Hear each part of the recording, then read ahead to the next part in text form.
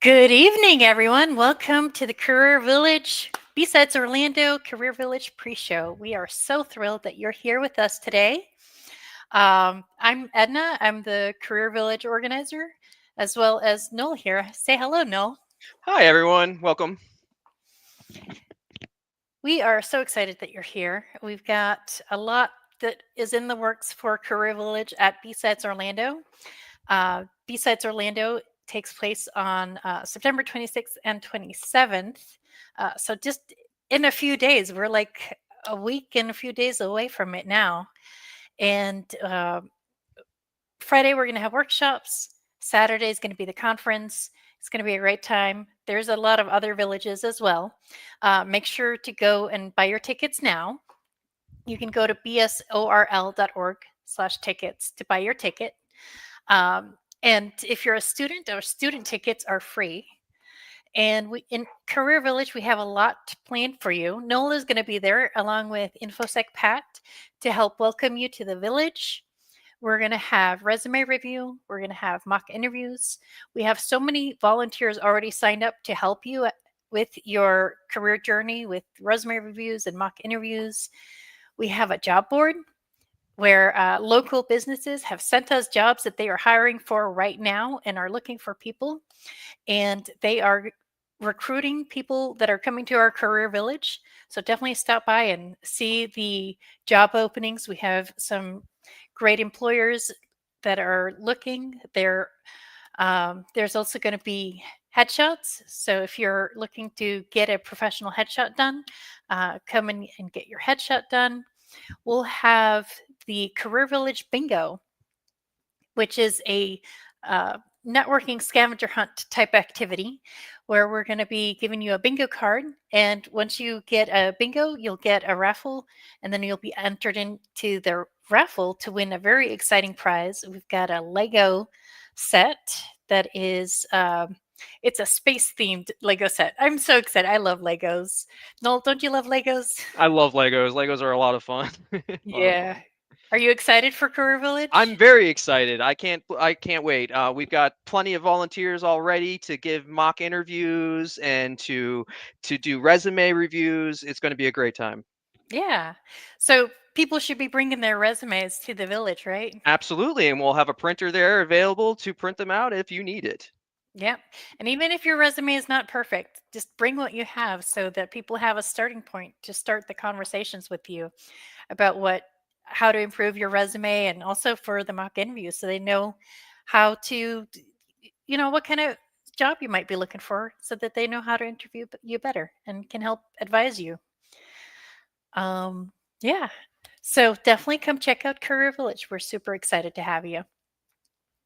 Also, for our job board, if you have a job and that you're hiring for, you should email it to us so that we can post it on our job board for people that are in the village who are looking.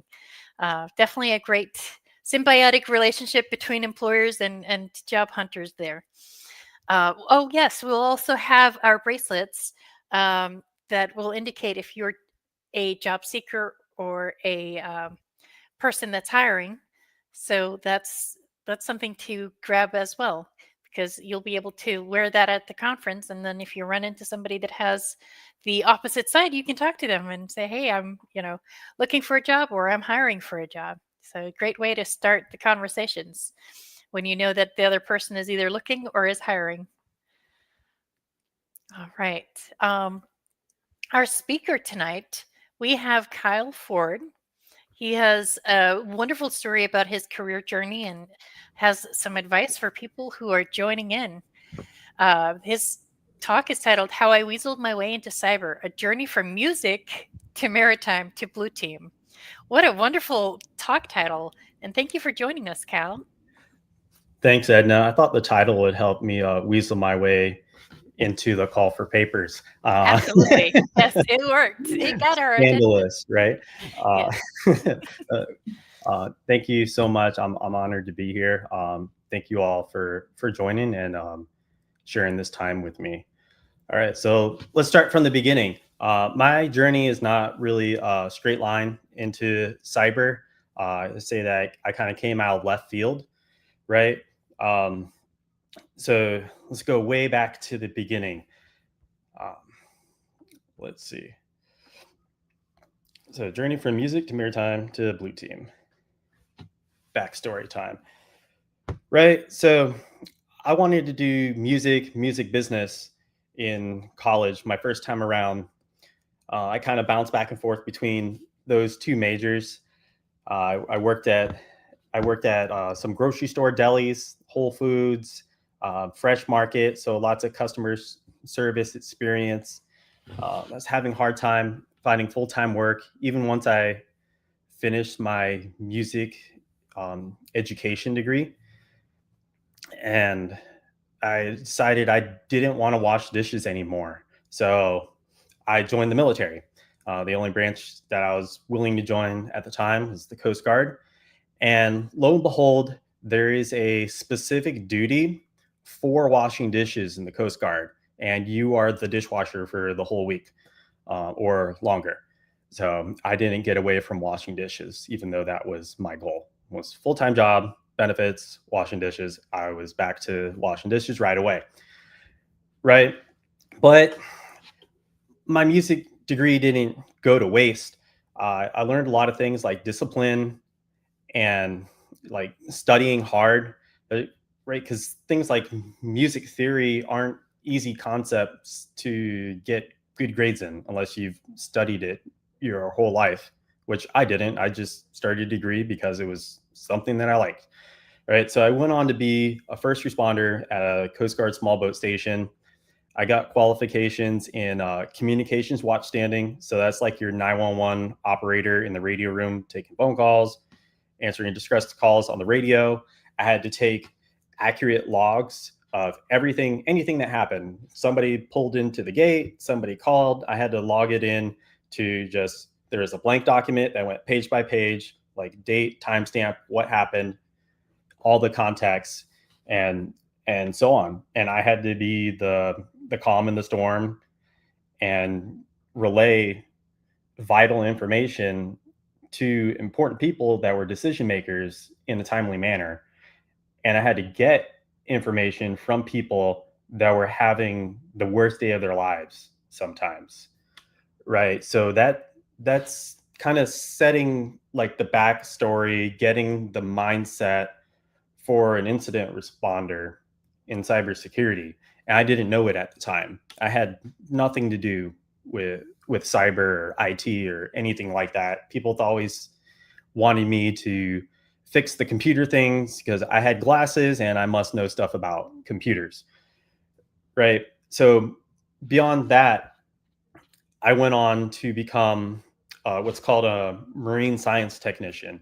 We actually didn't do anything with science. We did safety, security, and pollution response and prevention. Right. Those were our three main focus areas. Right. And this is enough books for one student who's going through that school, which is about 11 weeks, if I recall correctly. I went through this school in 2017. You don't have to count the books. You can if you want to, but I believe there's like 35 in this picture on the closer side of the desk. So that's one student's books. And this is it from another angle, which I see it and I'm like, but wait, there's more. Right. So this was the expected baseline knowledge for a marine science technician before they even come on to day one of their job. And what I learned from this school was, well, to give you an idea, these books had to do with federal regulations, so U.S. laws, but also international conventions. And basically that means that there are these international shipping laws that have to do with pollution, security, and safety, also labor laws, stuff like that. It goes on and on and on. And then we also had guides and references for oil spills and chemical releases. That's a big part of what we do. And we had to know a lot about how ships themselves work and how water moves and all these different kinds of things. And one of the biggest takeaways that I learned from this school that I still sticks with me today is you don't always have to know the answer, but you have to know where to find it. Right? Like you're not expected to remember all those books because that's just ridiculous. Nobody can do that. But you have to know which book to look in, what subject or what category does your event that you're experiencing and handling right now deal with. And that's how it is in cybersecurity. Right? You can't remember all of NIST, the special publications, the security framework and all that stuff, ISO 127, you name it. But you need to know where to find what you're looking for and the laws and policies that guide what you're supposed to be doing. Right. And this was GRC because I went on to reviewing and approving security plans for huge companies like Shell and Marathon Oil and some mom and pop shops, we call them smaller companies, that dealt with ships on the river. I was in New Orleans, so it was mostly in the Mississippi River and the Gulf of Mexico. But this was GRC. I wasn't at the time. I wasn't the person writing the policies, but I was the person receiving the policies and procedures. And on behalf of the federal government, I had to say like this was okay or this was not okay, and recommend it for signature from the people in charge. But it was my signature on the inspection when we would go out to physically inspect their documents and their procedures at these facilities. We would oversee their security drills and exercises and so on and so forth. This is GRC, but just not cyber, and actually started becoming cyber later on in my Coast Guard career. More and more industries started realizing like, hey, cybersecurity is a thing and we have to do something about it. We have to put controls in place. It's not just for the computer lab or for schools. Like it affects ships and container yards and other kinds of shipping companies as well. Right. So I mentioned incident response a little bit, and that was kind of one of like my other main pillars of transferable skills. Right, it was the governance, risk, and compliance, and incident response. Now, I wasn't dealing directly with cybersecurity incidents, not all the time. We had a few, but I wasn't the person responsible with it. To give you context, I would be handling an oil spill, and I would go out to the scene where the oil spill was. And this one time, this company couldn't get me all of the information I needed because, surprise, surprise, they were also experiencing a ransomware attack. So that was kind of the first time that I saw firsthand like the effects of a ransomware incident. Like this company was pretty much frozen to do anything. All they really could do was their physical labor, but they couldn't order anything. It was like almost impossible to call people and buy things and so on and so forth. And you kind of need to do that when you need to hire contractors to come out and clean up 50 gallons of oil in a canal. You got to pay them, All right. So I made my leap by taking an initial class. It was the Foundations of Cybersecurity through a university in Florida, and just kind of dip my toes in it and seeing if it's even something that I liked. And I think that's something that's really important for people getting to the industry is take a foundations course or take a few classes in areas that might seem interesting to you and see if you even like it. Because for me, it's really important that I'm engaged and I enjoy the subject that I'm working with. Otherwise, I'm eventually probably going to get burnt out and hate my job and want to go somewhere else. Right. So I always say that my superpower is being resourcefulness. I've always been this way. For example, I got a report one night. It was about 2 o'clock in the morning that there was an oil spill from an unknown source. It was an unknown amount somewhere in the Gulf of Mexico. I had a general vicinity of where it was, but it was an anonymous party, so I couldn't call the person that reported it to find out any information. All I had was the location of where it was seen, that there was oil, and the time that it happened. I used open source intelligence that was available to me at the time. This would be through NOAA. They had satellite imagery and coordinates of oil facilities in the Gulf of Mexico. Most of this information is freely available. You can log in and find it anytime. So I found the location where it was reported to be seen. I got the weather and found the current of the water. So the direction it was going, the trajectory, and I found what oil facilities were in that area of where the water was coming from, because obviously that would be where the oil was coming from too. So I'm like, that's awesome. I might have a facility that's responsible for this. Then I couldn't get a good phone number to get in touch with them. So what did I do? I did some more OSINT, and I made a LinkedIn profile to find somebody that worked for the company. And I kept looking for the next person who worked for the company that had a phone number that worked.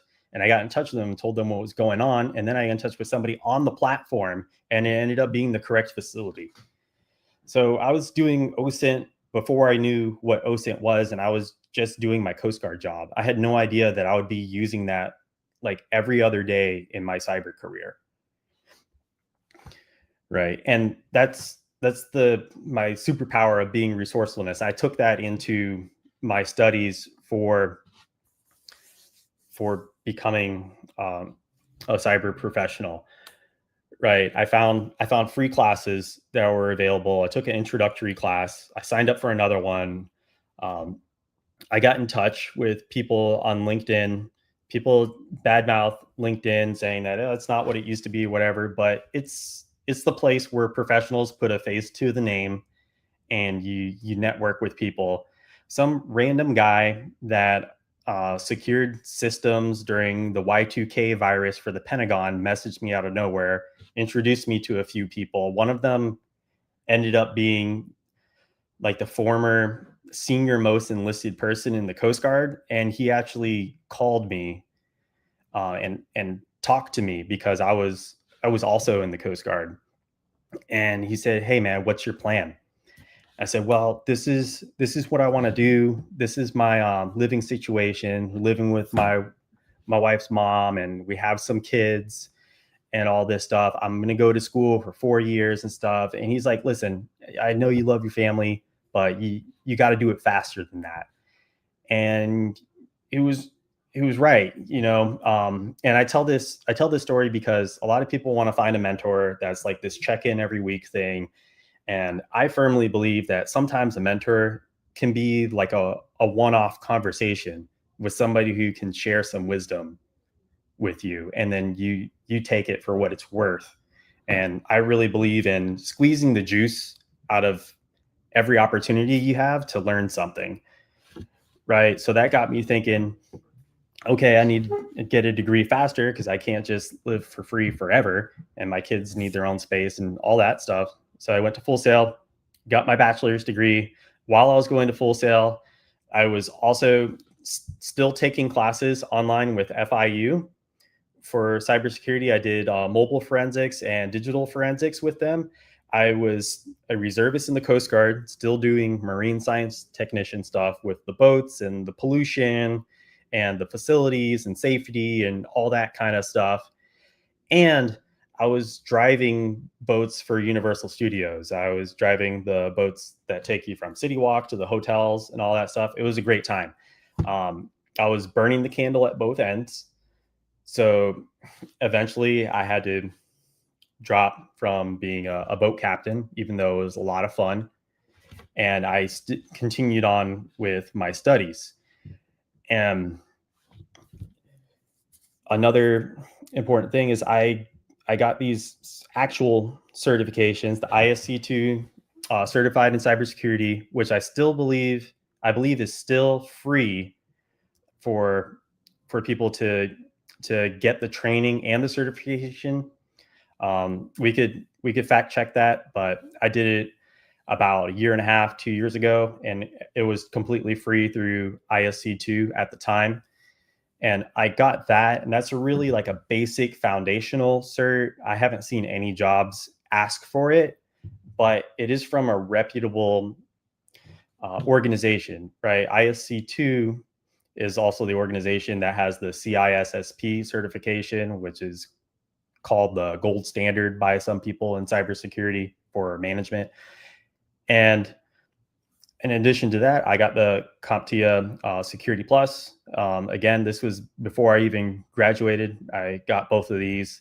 I studied for a long time, kind of loosely, and then I did my cram, took some practice tests, got confident enough, and then sat for the exam, passed it.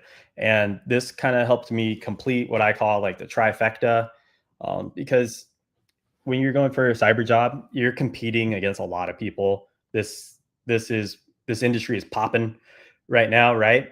Everybody hears good money, it's a good job, all this kind of stuff. And like most people going for cyber jobs are also going to have a bachelor's degree, and they're also going to have a certification. They might have experience, they might not. I knew I didn't have experience, so I definitely had to get those certs, and I definitely had to get a degree because I was new to cybersecurity. I didn't do IT. I took computer programming in like middle school, which was basic. Nobody programs in basic anymore. And I did a web design class like 10 years ago in college. It's not enough to get me a cyber job, right? So I say all this, but there's actually more. I transferred into a cybersecurity role in the Coast Guard as a reservist. So cybersecurity as a specialty for enlisted people. You have in the military, you have enlisted and you have officers. Officers are like the higher ranking, and enlisted are kind of like the general workforce. But they made cybersecurity a specialty about 2 or 3 years ago. And I just happened to message like the general mailbox for cybersecurity, for the cybersecurity specialty, like, hey, I know you guys got this thing going on that you're starting to bring active duty people into the cybersecurity specialty. I'm just wondering if there's a possibility that maybe you guys plan on doing that for reservists. Either way, I'm going to Full Sail. I'm still a reservist in the Coast Guard. I was a marine science technician for 7.5 years, so I have a lot of compliance background, that kind of stuff. I'm studying cybersecurity now. I lead the IT and cybersecurity club at Full Sail. Just would like to connect with you in case any opportunities come up with the future. And here's my resume, and then here's my LinkedIn. And the person in charge of the cybersecurity specialty wrote me back and said, hey, actually, we put out a solicitation. We didn't get the response we wanted. Do you think that maybe you can get an application in like a week or two, and maybe we can get you through on this round? If not, there'll be more opportunities in the future. So I reached out to my boss in the reserve, and he's like, yeah, our leadership is on vacation right now. Sorry, Kyle. I don't think we're going to be able to get you that letter of recommendation you need. And so I let the Master Chief of Cybersecurity know, like, hey, this is a situation, maybe next time. And he said, what's the phone number over there? And before I could like email him back the next day, he's like, "Oh, never mind, I got it." And he and the other master chief in charge of cyber called my bosses and said, "Hey, write this guy a letter of recommendation," because of all the extra stuff I was doing on top of going to school. I was doing CTFs, I was doing LinkedIn Learning. I think by the time I graduated, I had 73 LinkedIn Learning courses completed. I've done CTFs. I competed in the Cyber Sentinel Challenge. Um, I was going to another school at the same time doing more cybersecurity classes. And they said that you're exactly the kind of person that we want to be a part of this. And just even having that on my resume for about a year got me into my current role, which is the first cybersecurity specialist for the city of St. Cloud, Florida. Um, and while I was interviewing for them, unfortunately, they did experience a ransomware incident. So it kind of took them a little while to get back to me. But one thing led to another. Maybe the other top candidate got scared off, but I don't really care because it worked out for me. I ended up being the best candidate available at the time. And that's really what you need to do to get in. You need to be the best candidate available at the time. You don't have to be the best in the world. You just have to be the best right now of eligible candidates, right? That means, do what you need to do to pass your background check, check their legal boxes. Like some places have a legal requirement to hire people with certifications, so on and so forth. But you can find that kind of stuff out by doing a little bit of research about the companies beforehand or during the interview process. And another thing I did is I came up with like a little class for basic cybersecurity education. And the target audience was for homeschool students. And their parents were also invited to be a part of it. And I just reached out to the local library here and say, "Hey, this is what I want to do. I want to teach cybersecurity to people. Target audience is homeschool kids, because a lot of public schools get resources, but not always the homeschool community. There happens to be a lot of them here where I am." And it was a 3-part series. Just a few people showed up, but that was something that I was able to talk about in my interview. And I said, "Hey, I really want to work for local government. I really enjoyed my time giving back to my country in the Coast Guard. I would like to be able to make a positive impact on the community where I live." And that's one of the main reasons why I'm applying to this position. And I was able to say like, "Hey, this is something that I'm doing for the community right now. So whether or not I'm part of the city of St. Cloud, I'm going to help make the city of St. Cloud a safer place for people's digital lives." And I think that's something that kind of stuck with the board that was interviewing me. Well, it's a board; it was a panel of three or four people, but that's something that they noticed in my interview. And later conversations, my director and my deputy director said, "We hired you for your passion. We saw your passion, and you just had this like fire in you, and we knew that you didn't have a lot of experience, but just the way that you were said that this guy is going to make it, and he's going to be able to get the job done." And that's something that really stuck with me. And I think that's advice that people don't always give. You need to set yourself apart from everybody else, because you're not even a name on a sheet of paper until somebody goes through the effort to print out your resume or print out a list with your name on it. You got to stand out enough to make people want to get to know more about you. And the way to do that is to tell your story. All right. So what does this mean for you if you're an aspiring professional? This means your background, even if it's not in IT or cyber, is your strength. There are relatable and transferable skills that you might not be able to see right away, but if you if you just stop and think about like what are the basic skills underneath this, like communication, right? Doing oil spills and responding to like barge collisions and that kind of stuff. I never thought that would be relatable to computers. It has nothing to do with computers, but I was taking good notes for important events that were emergencies often, and I was interacting with people outside of my organization and communicating that information out to our partner agencies, which were city, state, even like other federal agencies and private citizens. So a lot of what I did, surprisingly, in the Coast Guard was customer service. And when you're working as part of an IT department or in a security department, believe it or not, you have customers. Gone are the days of working with computers means you don't work with people, because behind pretty much every computer is a username and there's a person associated with that username. Like for me, it's all the employees of the city and sometimes the citizens as well. So what I do directly affects people. So I interact with people every day, even though I'm the cybersecurity guy. And I spend a lot of my time threat hunting and that kind of stuff. I have to talk to people too.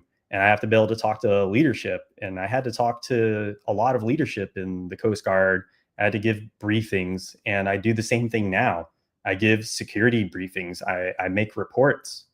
And I got to make it a way that's tailored to my audience, right? Like I have the technical folks that get the jargon, and then I have the non-technical end users, which are our customers, that don't understand jargon. They're not going to know what Nmap is and TCP and all that kind of stuff. You got to explain things that are in a way that's relevant to your audience. So sometimes you'll have 3 different versions of your report: one for people inside your organization, one for people outside of your organization, and another for technical people inside your organization. Right? So get that trifecta, right? Like I was talking about experience.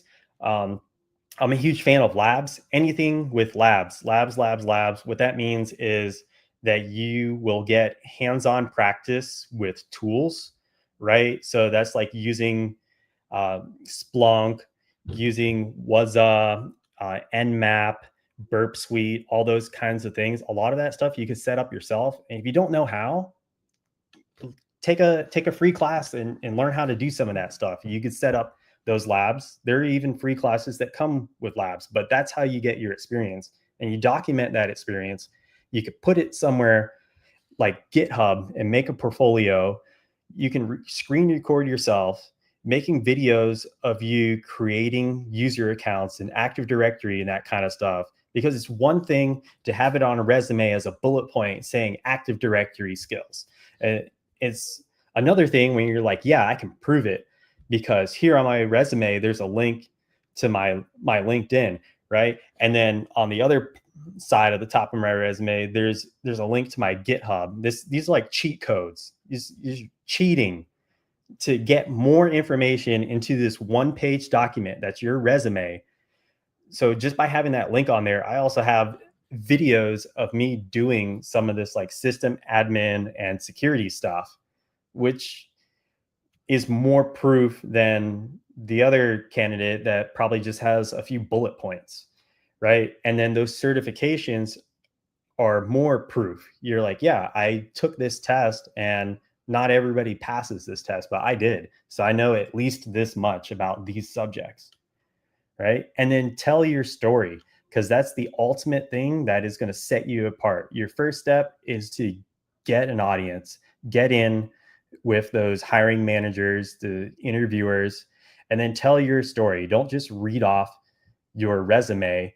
I like to ask questions like, what's something that the person who previously had this position did that you would like to see continue?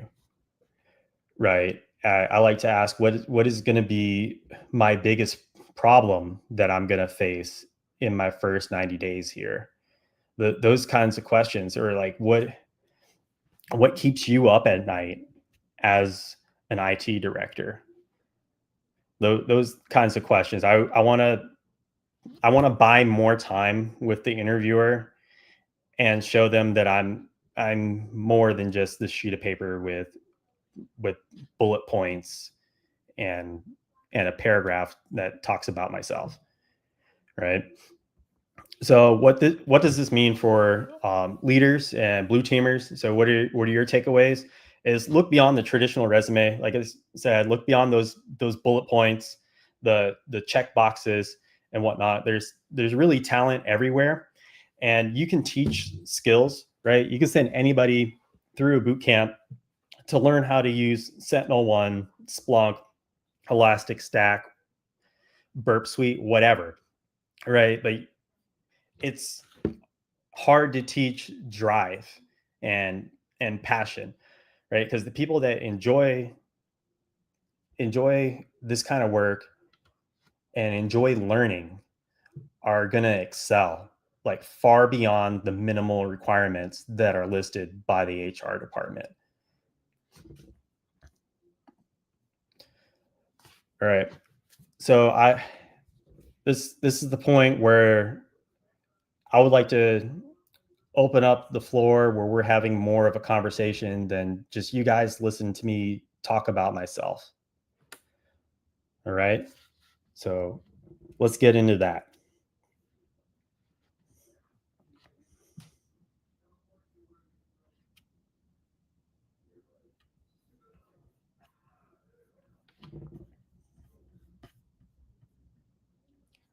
Hold on. Edna, I'm not seeing the chat here. Team. No questions, BRB. Okay.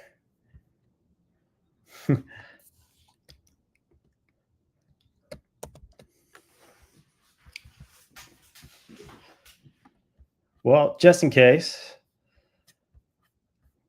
I have prepared a few more takeaways, and it kind of touches on some of the things I already touched on.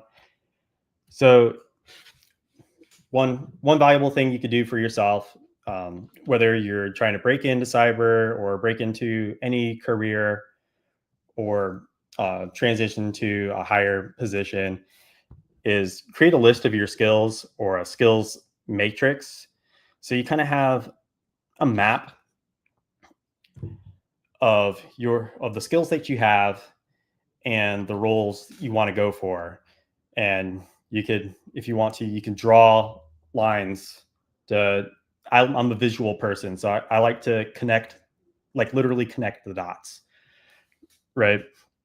And then you could use that to craft your narratives for like your profile, your bio, your resume, your interviews. When they tell you to talk about yourself, when they ask you to talk about yourself, like tell us something about yourself. Don't just tell them about your resume, because they already read your resume and they probably have a copy of it right in front of them. If not, then you should bring a copy and give it to them.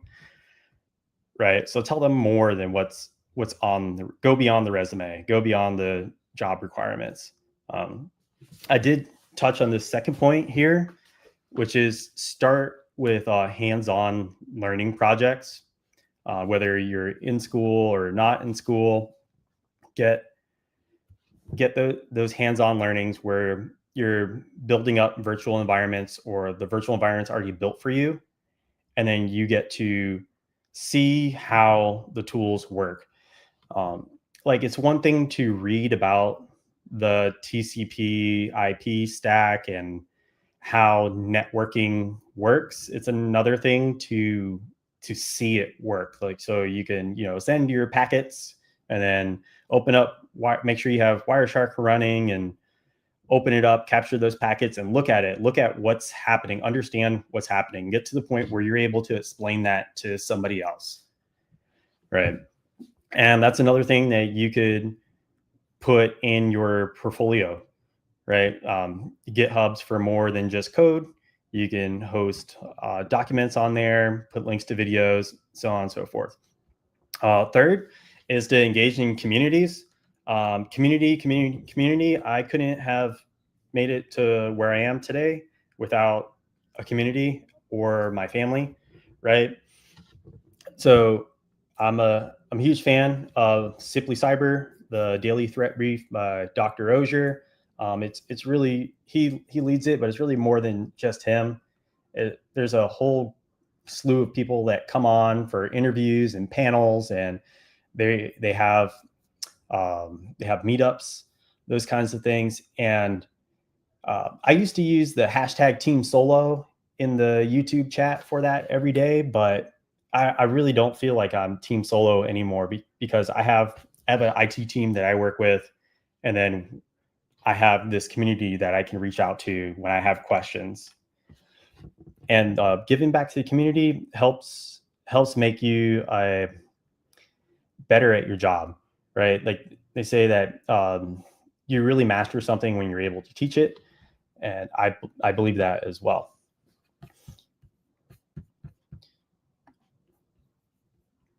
All right, and then lastly, have a list of online resources. Am I planning on attending B-Sides Orlando? Heck yeah, I am. I'm going to be there. I'm going to be there in person. So it'll be my first time actually catching B-Sides Orlando. The last time I tried to go, my car broke down or something. So I'll be there. Yeah. So a lot of these resources have other lists of resources on them. Like Simply Cyber also has a list of resources. Differdiva is a gold mine of resources that goes beyond just digital forensics. There's also GRC and incident response, all kinds of good stuff in there. There's some that are specific in there to government and veterans, that kind of stuff. Cyber Skills to Work is available for government employees like police, firefighters, first responders, military veterans, and their families as well. I got 3 free cyber classes through them. And they have multiple universities that participate in that program. It's federally funded. TEAX is Texas A&M Engineering Extension Program, I believe is what it is. I took a class through them when I was in the Coast Guard for oil spill response, and surprise, surprise, they also do cybersecurity. They got amazing cybersecurity courses and exercises that are available free to federal, state, and local government employees. So if you're any of those in any capacity, you can get in on one of those. Mike Holcomb, I want to highlight that one as well. He specializes in what is operational technology and industrial control systems, which is hot right now. All right, so that's everything from like air conditioners to nuclear reactors to the cranes that move shipping containers, that kind of stuff. He talks about this program called Lab Shock, which is a virtual environment that just takes a few minutes to set up. And you've got security tools in there. There's emulators for different types of industrial control systems and OT technology. It is a huge playground to learn that kind of stuff in a field where there is a shortage of specialists. Let's see. Well, thank you guys so much for listening to me. I'll talk your ear off all night. Reach out to me anytime. Just send me a message on LinkedIn if you're looking for any kind of resources. Like I said, being resourceful is my superpower.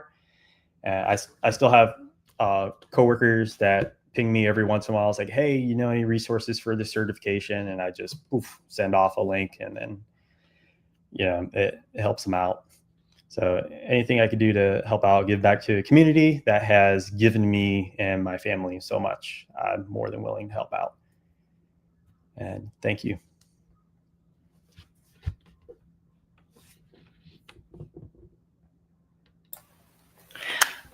Thank you so much. This has been a wonderful talk. We really appreciate it. Oh, no problem. Happy to be here. And I'll see you all in person very Yes. soon. Yeah. Yes. And we hope to see you at the Career Village. So wonderful. Well, thank you. Thank you, everybody, for attending. Hope to see you at the besides Orlando Career Village and at the conference. If you haven't joined Discord yet, the link for Discord is on our website. We've got the link right here. Thank you, Noel and Spike, for getting us the link. Thank you, everybody that helped putting this Career Village pre-show on. We appreciate your help and look forward to seeing you next weekend. Thank you. Take care. Bye.